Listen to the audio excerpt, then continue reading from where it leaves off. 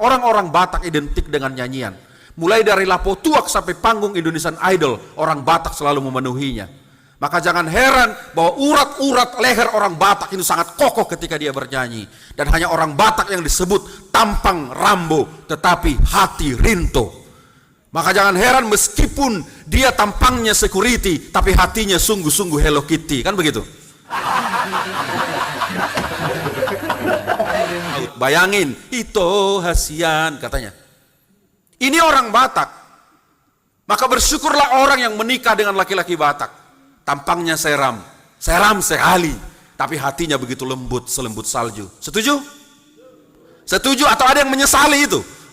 Saya menyesal menikah dengan laki-laki Batak. Kenapa? Tidak ada romantisnya. Memang orang Batak tidak romantis, tapi hatinya sungguh-sungguh dipenuhi dengan gombal sebenarnya.